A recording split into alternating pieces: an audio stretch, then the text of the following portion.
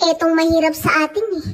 Pag may pagkain, di mo talaga mapigilang lumamon. Kaya sige, lamon pa. Sige pa. Naniniwala ako na ang mga magaganda palaging gutom. Kaya sige lang ganda, kain lang ng kain, nguya lang ng nguya.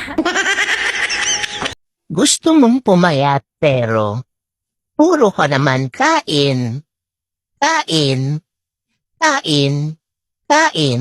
Kapag stress, kain. Kapag malungkot, kain. Kahit nga pag masaya, kain pa rin. Paano ka nang papayat? Tapos puro ka naman reklamo na ang taba-taba mo na. Hindi ka naman nag-e-exercise. Sige, kain pa.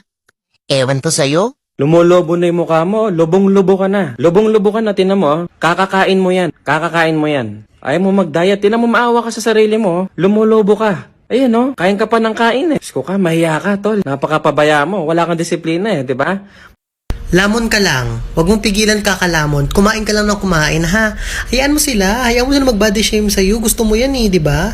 Masaya ka dyan. Kain ka lang ng kain. Hayaan mo sila. Putang ina pala nila eh. Kain daw ako ng kain, hindi naman ako nabubusog.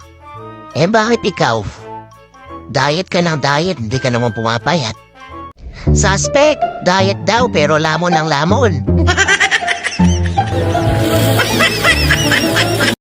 Alin ba talaga ang dapat sundin?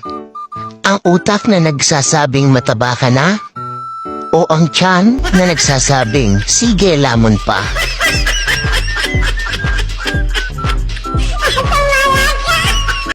Alam mo ba, ayon sa pag-aaral, kapag sinimulan mong mag-diet ngayon, mamaya, gutom ka na ulit.